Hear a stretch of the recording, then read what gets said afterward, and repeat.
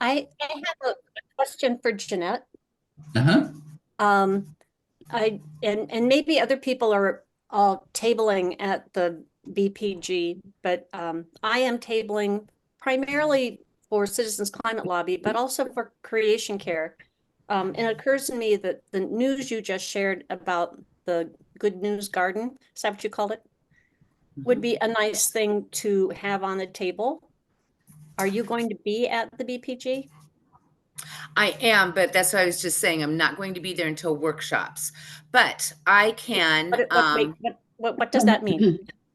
Okay, so it's 3 days. Workshops are going to be on Saturday, all day Saturday. Oh, That's the okay. day that I'm going to be. That's the day I'm going to be there is for when they're having the workshops. There are a couple of other people who are from Good News Gardens or do Good News Gardens that I can ask if they would put a table up. Or Well, I wasn't suggesting that they needed to table, but if they sent me documents that I could print Oh. and have at my Creation Care table. Oh, yes. Actually, I can do that too. Yeah. So yes. And then Jerusalem Greer is I don't know if she's still with I don't know if she's still doing a lot of the Good News Gardens. I know that Brian Peterson is. I can find out. Give me your email and in the chat and I will get stuff to you. Yes, that would be great. Thank you so much. And if anyone else has something that they would like displayed, Let's be gathered by prayer. From the approved liturgies honoring God in creation. This collect is for the kinship and unity of all creation in Christ. God, maker of marvels, you weave the planet and all its creatures together in kinship. Your unifying love is revealed in the interdependence of relationships in the complex world that you have made. Save us from the illusion that humankind is separate and alone, and join us in communion with all inhabitants of the universe, through Jesus Christ, our Redeemer, who topples the dividing walls by the power of your Holy Spirit, and who lives and reigns with you forever and ever. Amen. Amen. All right. Well, let's kind of start maybe with fun facts. One of them could be who all is actually doing something for Totality or anything like that. Anybody gonna do a gig on April 8th? Jeanette, we know you're headed to Bellwether. I've got a farmhouse Airbnb just south of Indianapolis, got family coming down. So I don't know how religious we'll be about this. Got, we'll have some wine. So the spirits will be there. And so on. But yeah, I just booked that thing because it's like, if we don't get something like that booked, there's nothing going to be available in the path of totality. But anyway, our local Citizens Climate Lobby / education group is chartered a tour bus company locally, and we're going to drive to West Plains, Missouri, which is kind of south of where I am. And yeah, it's got that wine on the way back, and they give us a box lunch, and it's I don't know how many people are going, but I know most of our active CCL people are signed up. And then they bring us back. What will you see there? Sorry, that's we were just going from Rolla to the Rolla, Missouri to the path of totality south of us. Parking on the road when things get interesting, which makes sense. I'm leaving the organizer person in charge. I just get on the bus at the right time. I'm loving it. Hey, Rowdy. I'm organizing my wife and I, and which to the extent I'm going to drive north. I'm in outside Albany, Schenectady. I'm going to drive north for, and until I get bored or it begins to happen. And I just assume there'll be some wonderful, public, place to go and pull over and spend some time. And I probably won't get to totality. I like the term totality. That's sort of, I don't think I'm going to get there. Got an existential feel to it, right? Yes, absolutely. Yes. And I'm going to get as close to totality as I can muster. Yeah, Buffalo is directly in the path. Um, Yeah, but Buffalo's, 4 hours to the west or something like that. So yeah, I'm heading up toward Burlington and just basically straight north. yep. And I don't know, it seems to be, depends how rural all that is, but my understanding is, and Beth, yeah, Beth, you had said you were in Tennessee last time. I remember that. It passed through Kentucky then. And what I understand is that the roads were so jammed, even in the middle of nowhere, that it was just an endless traffic jam getting back out.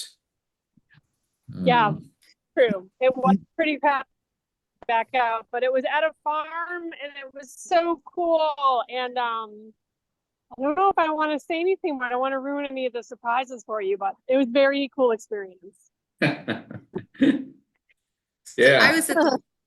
I was in Kentucky at the last one. We were in a hotel and my dad and mom had come up from New Mexico. And so we were at a hotel and I remember we were floating in the pool watching this eclipse happen. It's just really cool. Yeah. With glasses on, I hope. Oh yes, yes, the kids did too. The kids did too. Yes. It was just a cool Wow. thing to have happen. Well, Allison. I live in Oberlin, which is in the path of totality, and pretty much all of Lorain County has been told, don't drive anywhere. Yeah. Just don't go anywhere because the place will be mobbed by people Right. coming from out of counties. Yeah, so I had my spot all picked out at a nearby reservoir that is up. If you can be elevated a little bit, that's really great. And I'll be above the tree line and I can bike out there. I will not be in a car stuck in traffic Yeah. for hours. And But still be careful. it should be awesome. Depending on Ohio weather. I mean, Ohio is notorious for being cloudy. Yeah. But even in cloudy weather, it's in totality would be noticeable. That's what an Correct. astronomer friend of mine has said, that you would be able to see it changing everything around you and as well as the sky. Yeah. Okay. Yeah, Pam. Thank you. I still haven't figured out how to raise my hand. Sorry about that. I also want to quickly apologize for the interruption where I had to take a phone call. But at any rate, I won't be in the area of totality this time because I'll be in California. And I think where my daughter lives, it's going to be like 10%. But I was in Hawaii when the eclipse passed over the Pacific and over the southern part of the islands. And it was cloudy where we were, so you couldn't actually see the sun. But it was just on the other side of Haleakala, you could. And a lot of people had taken boat trips around so that they could watch the total eclipse. And of course, it was on the news. But you certainly knew that it was happening because, of course, everything got dark.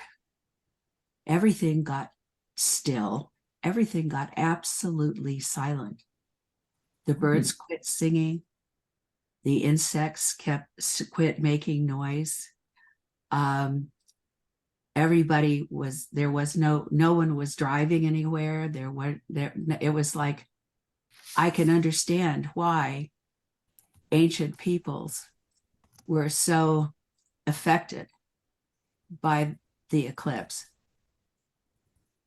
because it really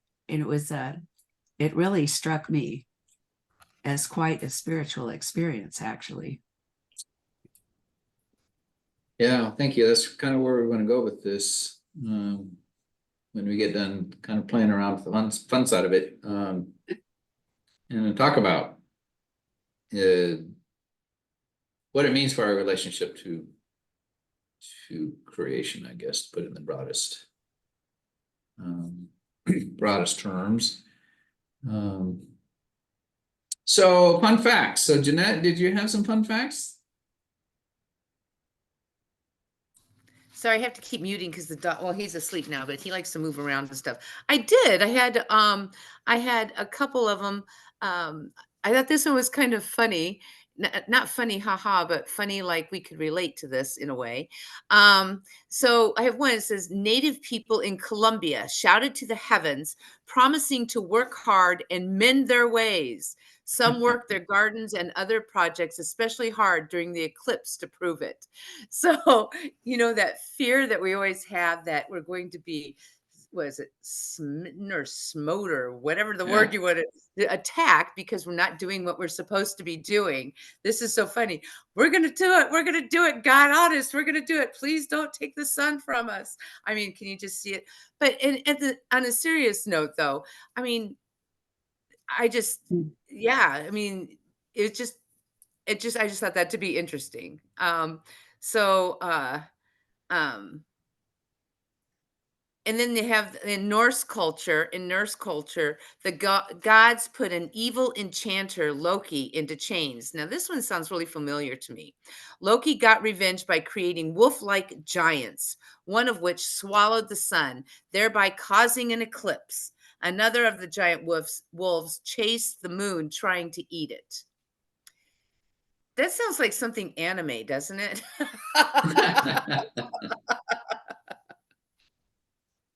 Yeah, not good for the wolves either.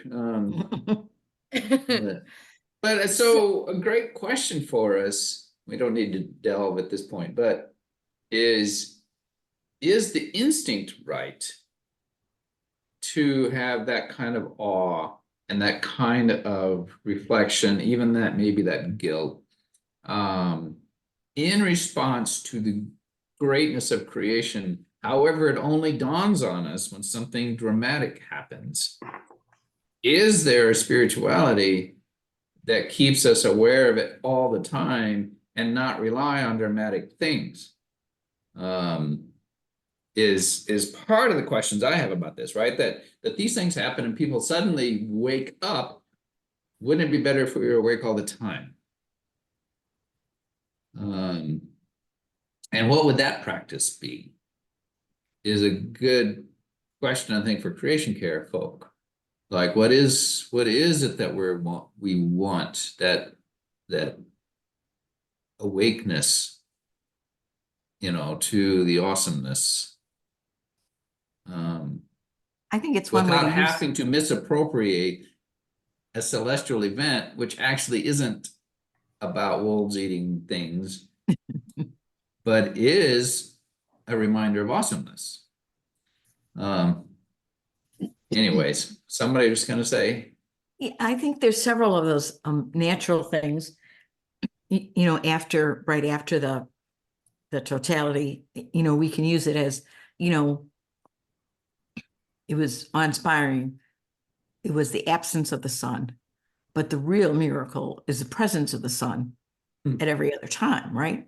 And so the same thing with a wind that goes through, whether it's a tornado or it's a firestorm, or, you know, it doesn't have to be cataclysmic, but the real blessing is after that passes, whether it's, you know, damaging or not. It's like, whoa, you know, those waves, you know, you see on the coast. The real blessing is that we have the tide and the food and the, you know, the blessings every day. And when you notice something present that isn't normally there or absent that's not normally there, maybe that's a way for us to keep in mind and be grateful and count our blessings and feel that awe.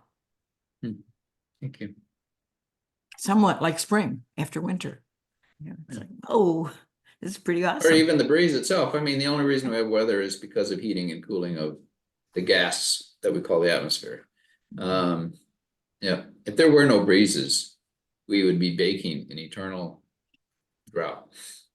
And so on. We wouldn't be around to bake. So how many solar eclipses happen each year? About. 2 to 5. Yeah. Mhm. But we don't always It see takes, them. huh? We don't always know about them or see them. Oh, no, well, we do, well, somebody does, those who We are don't. tracking, Yeah. but we don't. Actually, yeah, how many times, let's see, how often does one cross the United States? And I Isn't it think like on every average it's 20 about years? 20 years. Yeah. We've had within the 7 years, 2 that crossed right through the Midwest. That is very unusual. And so it takes about, and Rhodey, this is in response to you. It takes about 90% of coverage of the sun for us to notice any darkening during an eclipse. 99% even, the sky is no darker than civil twilight. So if you want drama, you need totality. Because I think Louisville, on that last one that went through Tennessee, Louisville was about 93-94%. And it was kind of ho-hum.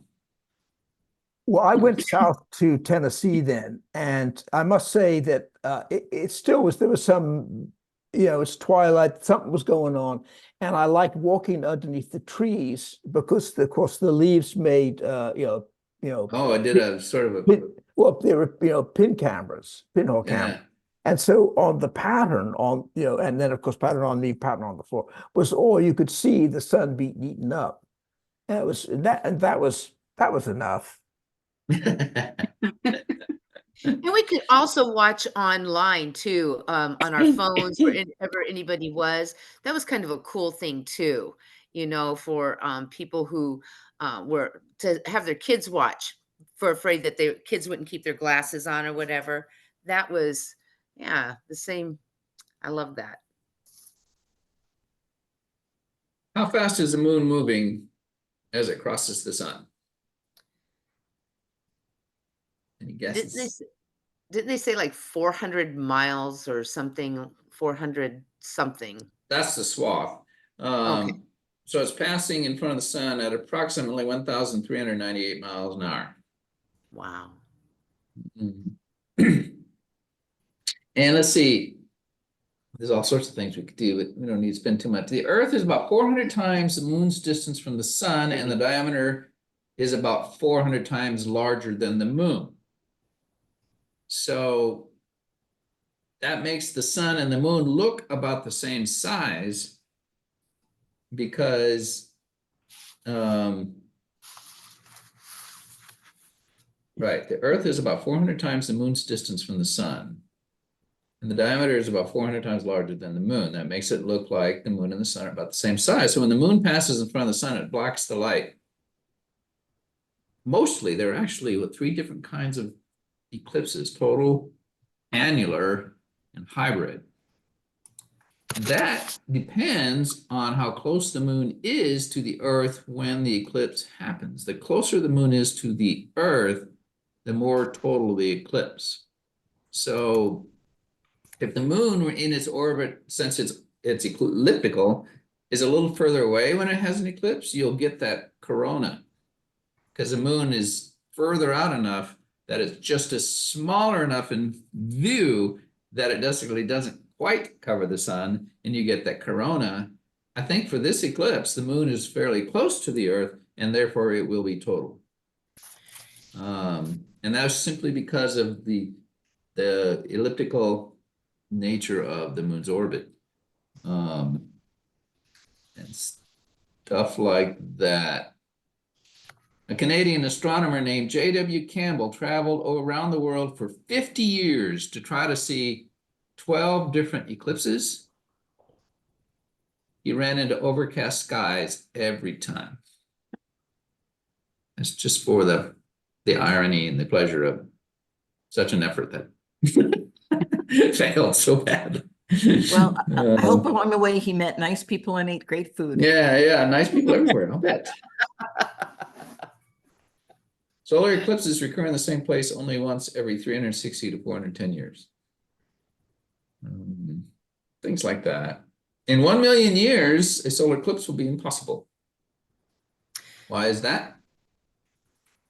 Because the moon is slowly moving away from the Earth. So its distance will be too far to cast a shadow that would eclipse the sun in about 1 million years.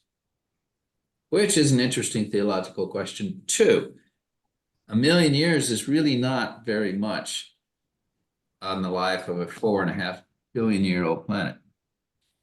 And so eclipsing is an interesting related question that would be, well, how long has the moon been eclipsing? I guess it's been eclipsing for, well, yeah, depending on that orbit and how long it's been steady where it is, or within that range of eclipsability, but it's maybe been eclipsing for 4 billion years, and there's only 1 million left, and it won't do it anymore.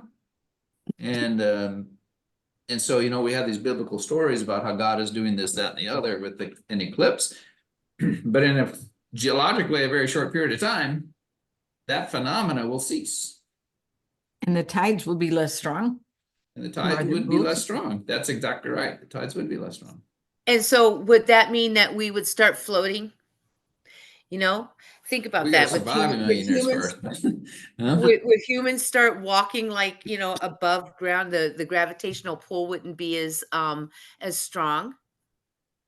The gravitational pull that keeps us here is the Earth's gravity.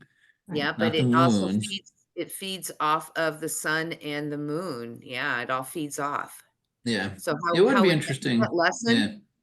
Hmm? I don't know. I'm not going to be here, so I'm just asking for future No, generations. but those are fat and not In case this recording is, though. yeah. And I guess to the point I'm reaching for in some of this conversation is all of those things engage our curiosity for one, and awe and wonder for two, right? To try to grasp the size of time and space is a worthwhile spiritual exercise, right? To ask yourself, how would gravity be different a year, 1 million years from now, if the moon is gradually diminishing its gravitational pull? It's not a worthless question when we're trying to think of how we're going to relate to God and creation. Yeah, Rody? Well, I also, this is particularly an offshoot. I wonder whether the menstrual cycles are related to the moon and the moon's. I mean, is there some kind of correlation, and that as the moon moves away from us, it has less effect on us? Does that change our fertility? Not I that don't know. our species are not going to be around, I don't think, the way we're going now, but Right. Well, and it could be totally different, right? It could be, well, we don't know, and so how much of what we're doing now is going to affect all of that? With the changes that we make or the changes that we aren't making. How much of that's going to affect all of that? But you're right, everything changes. We adapt and Or die. or die. Yeah. Mhm. Yeah. Yeah. Or die And for a that's- while and then adapt. Mhm. Well, and that's funny because that's one of those things I was talking about, the fun facts. The Australian I can't even say it now. Aboriginal. Aborigines, thank you. The sun was seen as a woman who carries a torch. The moon, by contrast, was regarded as male. Because of the association of the lunar cycle with the female menstrual cycle, the moon was linked with fertility. A solar eclipse was interpreted as the moon man uniting with the sun woman. How funny is that? And then you just said that. So yeah, so there's not just trying to figure out, it's just people trying to figure out their life and why things are happening, and how everything relates to the sun and the moon and the earth. So I was reading that we do have little eclipses all the time. So like when there's a quarter moon and you can see a little bit of the whole moon, it's called an earth shine. And they called that an eclipse. I didn't know that. I didn't know that that's what that was called. It's like an earth eclipse or A lunar eclipse, yeah, or yeah, so Yeah. we call it Earth eclipse. because the earth shines just as the earth is shining. And so when it's on the moon, or when you have that half moon, the quarter moon, and you can see that outline. That outline is actually the shining from the earth. I didn't know that until I read that today. So that was from NASA. So it's got to be right. Well, there's also a story this last week, I guess, about a photograph taken of one of the moons of Jupiter that had the same effect, that the photograph actually caught both sides of the planet. Normally one would be in shadow and one would be in sunlight, but the shadow side was visible because of Jupiter's reflected light. So there was a Jupiter shine. And I guess that's kind of what you're saying. And you can say, if you look at the moon, especially with the binoculars or something on a partial, you can see the other side. Right. And the only reason that the moon really had color to it is because of the shine from the earth. So yeah, it was on the NASA site about eclipse. So I thought that was fun. That's fun. So what experiences have people had? Like, Jeanette, you were relating even this week, I think, right? That people were saying thoughts about God related because there's an eclipse coming, and that was the context of the conversation.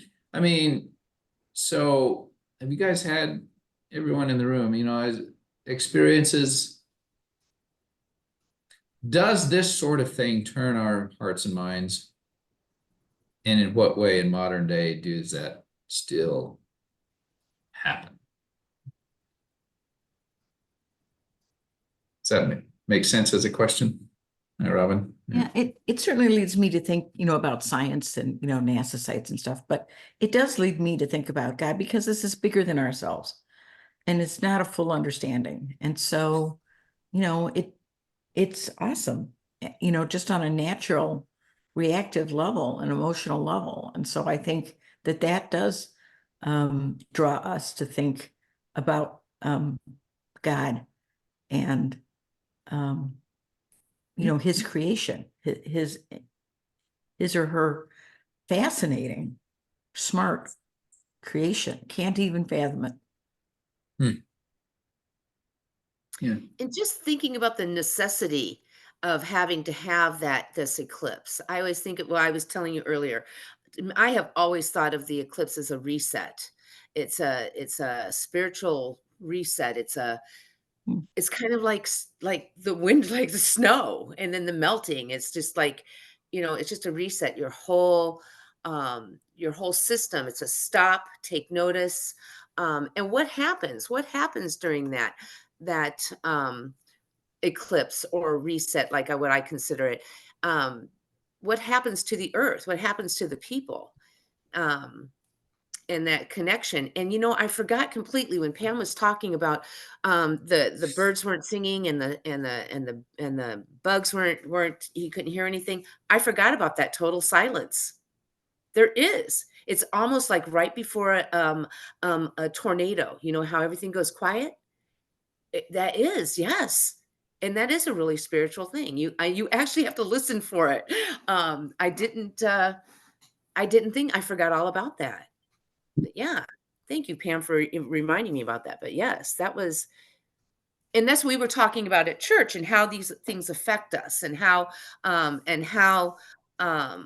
one person said that they get a little have a little anxiety because and we were talking about why there would be anxiety with that, and he said because of the bad things happen in the dark, and so that is that of God? How can that be of God? That was one of the questions that he said. And I said, because this is a creation thing. It's bigger than you or me. Of course it's got to be God. That's what I thought. But anyway, yeah, there's a question right there. How do you know that?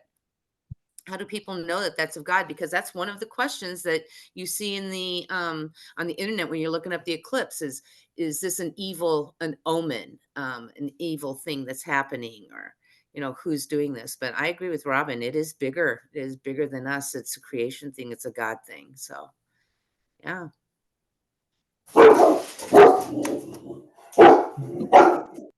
See, bad things happen in the light too, see, dogs. Oh, yeah. Well, let's go with that phrase. Bad things happen in the dark. Is that true?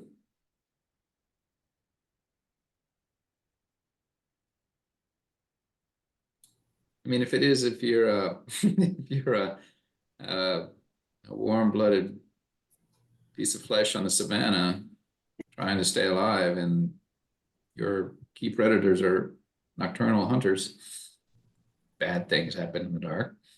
Edward. I'm going to take a position slightly counter to what other people have said. I'm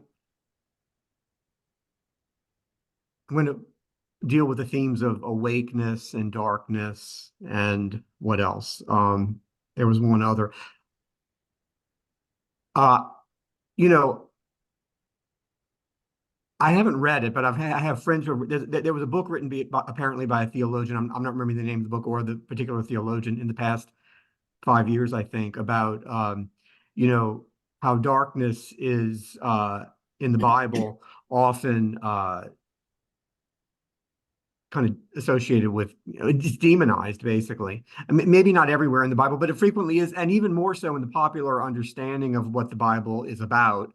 Darkness is popularly thought of as being always bad and always evil, and that's not necessarily true. And it has led to some.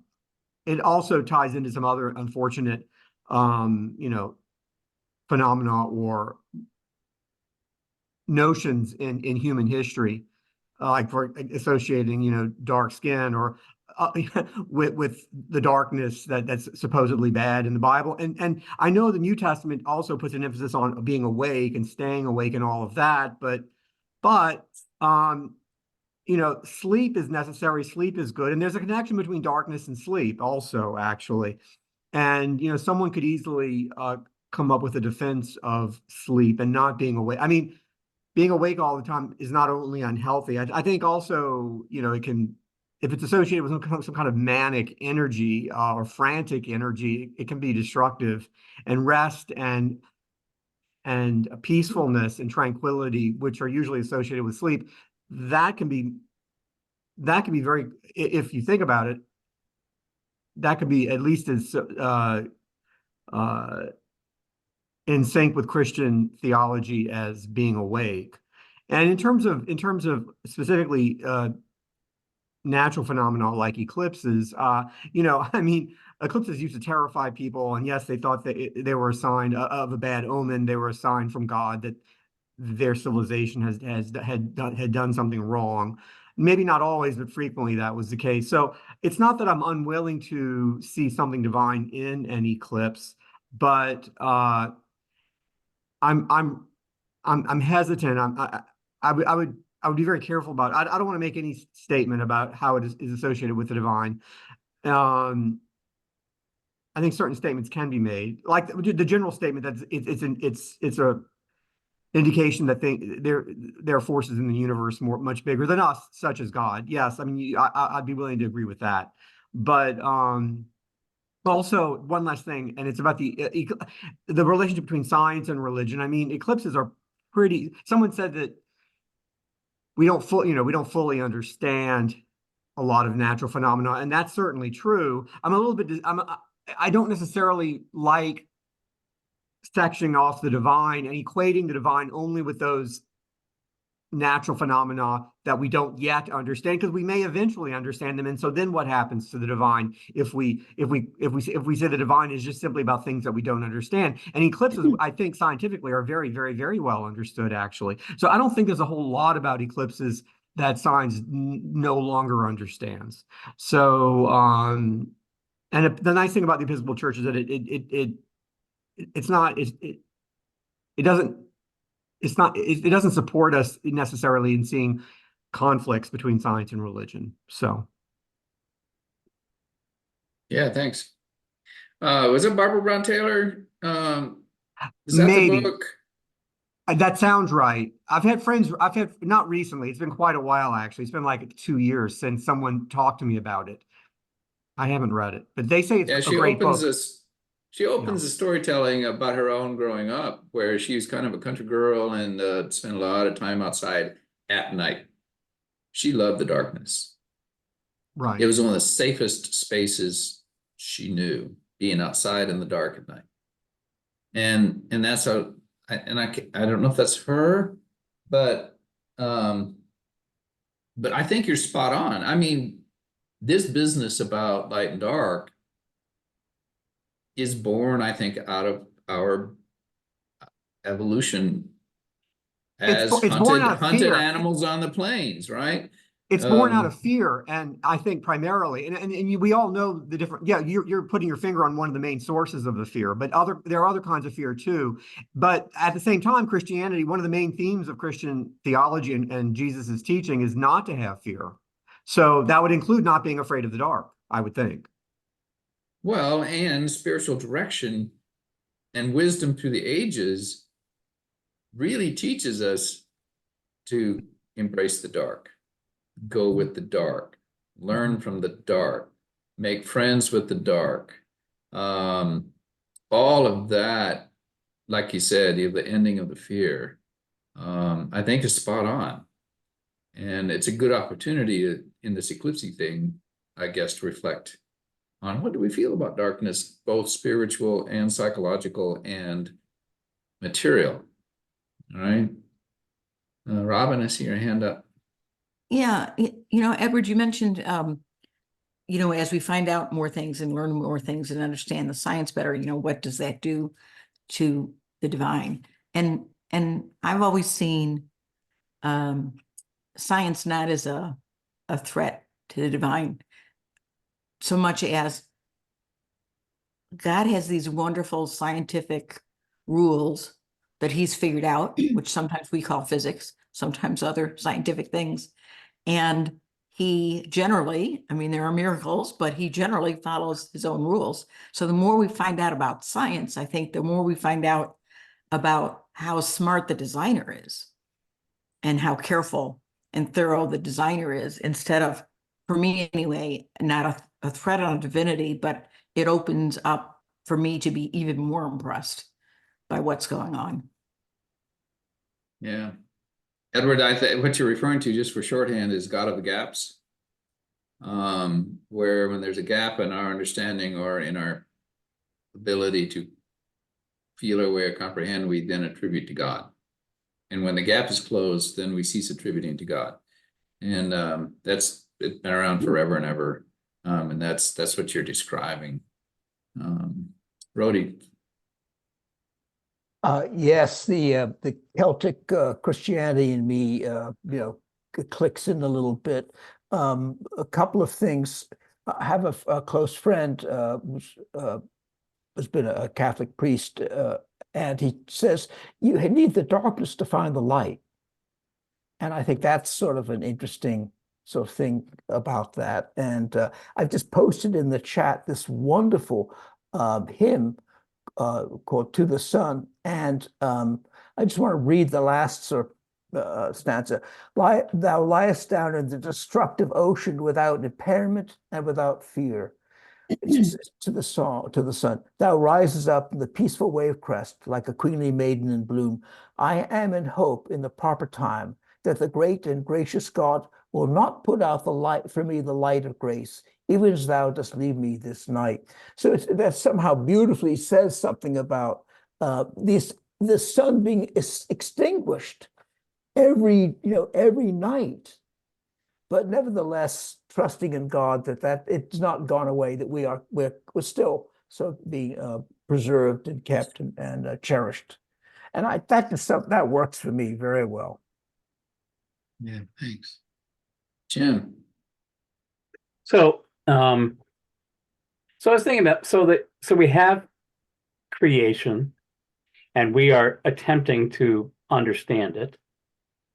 And occasionally we find that we understand it or can predict things more. There was a point going in the completely opposite direction where there was some particle physics thing and someone was saying, hey, I think we measured something that's going faster than the speed of light. This changes everything. And I remember thinking to myself, if you're walking across one of the main arteries in Ann Arbor, Newtonian physics is all you really need to focus on. Not to get hit by a car, right? Right. But the right. There's this, and we can't, theoretically, I suppose you could imagine if we sent, a million nuclear bombs, we could put the moon out, right? We're trying to move asteroids, right? And other things, right? We can't envision changing those things, but those things are happening. And secular, and the other odd part of this is that we're mobilizing people. For some reason, people want to see it themselves. Like my wife was doing her posthumously weekend again, and she got approved. And as the annular eclipse was happening last fall, I was online trying to figure out something to do and watched as it happened. And it happened that the eclipse on the computer happened at the same time that she was getting her positive, right? But then I kind of joked about that as I was, but the point I'm trying to make it, all these things are happening, but some things in creation care we can impact, like climate change, right? So that we are doing something like that, but we're not able to, right? And there's some in interstellar space, there's some quote unquote catastrophe happening and a star exploding or something, right? And we don't even realize it happened. I'm just trying to think about this from a theological standpoint. Isn't it just an odd phenomenon that everybody wants to go and see it in person, with all the challenges that brings you to do that, to see it in person, and that nothing without the clouds and everything else, nothing we can do is going to change that physics. And it mobilizes both the religious and the secular communities. Yeah. To do this, right? It's just really cool to be there when you can see it happening, right? I was doing that 7 years ago in Chicago, and all of that, all the cool things of perception that happen when those things change. You're talking about the light through the leaves. So I'm gonna stop because I'm rambling here, I know. But it's just that whole odd thing about thinking about that theologically and where we are in creation. And does it mean that at the end of time, everything stops? Everything. Right? Is that what we're thinking? Right. Right. All right. All Love across that. into a singular black hole. Yeah. And it doesn't take a big supernova all it takes is actually one asteroid bumping another in the Kuiper Belt and diverting that asteroid into the path of the Earth. That's all that takes. So one of the questions, I guess, myself included, why do I want to go do this? Right? What am I after? What am I wanting to feel? I guess. So that's so funny that you just asked that, because I was going to respond to Jim with, as a Christian, or just even a connection, if you have a connection even with a greater being, it's a yearning. I have this yearning. I want to go and see. I want to not just go and see, but I just want to be a part of God's greatness. I want to witness that. I mean, even though we have these everyday things, it's like this yearning to go and be like, I just can't explain that any more than that. One of my favorite places to be is laying on the beach, or with the roaring ocean, and laying there at the water's edge, and you feel the pounding of that water. It's like the earth's heartbeat. And so you kind of have this feeling. I mean, I get this, it's all encompassing. Like the Holy Spirit is like, let's go see this. Let's go watch God's glory. I don't know. That's Yeah, that's kind of how so in response to what Jim was saying, that, theological awakening almost to some people. That's, yeah, to me, that's my personal feeling. My kids just want to go because they're getting out of school for the day. But, but again, though, we wait for the asteroids, or not the asteroids, what is it? The meteor showers in August. My grandkids know when the meteor showers are going, and they remind me because they want to go and see that. Everybody has this pull, like to the water or to land, to creation in some way. It's a pull. It's that natural pull, and it's that connection that you have with God, or if you're talking to other people, to your creator. So yeah, my thought. Somebody else has to have a thought. Please. Go ahead, Rhodey. Yeah, I'm sorry I talk so much, but it is interesting. And here's a little saying, excerpt from My Grandfather's Blessings by Rachel Naomi Remen, and it says, "Days pass and the years vanish, and we walk sightless among miracles. God, fill our eyes with seeing and our minds with knowing. Let there be moments when your presence, like lightning, illuminates the darkness in which we walk. Help us to see wherever we gaze, that the bush burns unconsumed, and we, clay touched by God, will reach out for holiness and exclaim in wonder, how filled with awe is this place, and we did not know it." And I think that's why we're drawn to something like this. It's just so extraordinary, awe-inspiring. Yeah. Allison. It's so, what a great coincidence, because in my mind, I was thinking of the burning bush, and the scripture, will you turn aside and look at the burning bush? And I think that God has created such a marvel in the universe, and if we don't stop and look and pay attention, we miss the beauty and the awe. I want to experience the eclipse in person just as much as I want to eclipse walking in the woods, or experience being at the beach, so that you're connected in all the ways that your senses can be connected, not simply watch something on a computer screen, and understand it cognitively, but not feel the emotional response, because you can experience such an awesome event in every sense that you have. Yeah.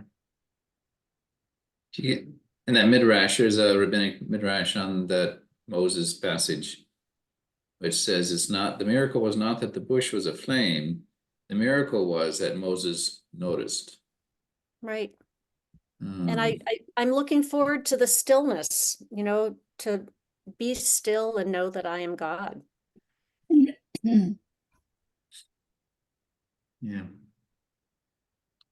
All right, down to a couple of minutes.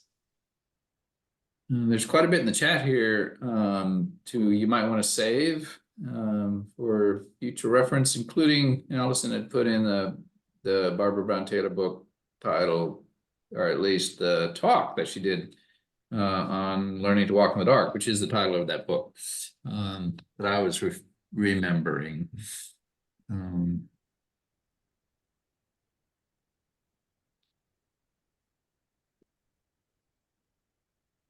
So maybe we all, I don't know. Very quick. I wrote a piece on this.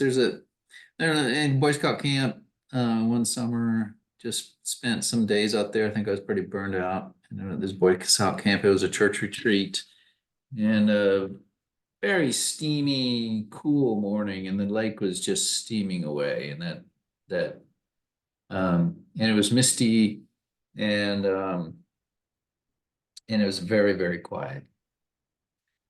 And as you know, it just struck me sitting next to the edge of the lake that I was breathing that steam in, and what I breathed out contributed to in some small way, to the moisture evaporating off the top of that lake. And as the day warmed up, of course, go get another hour into the morning and you don't see that anymore. That steam then just turns into water vapor that's invisible to us. And it just seems like a normal day. And all that experience and holiness of that lake steaming away and penetrating everything around me, as the day wears on, you forget that that was there. The truth of the matter is it's still there. Nothing actually changed. The lake is still steaming. It's just not visible to us. And that exchange with the lake is still going on. It's just that I'm not paying attention.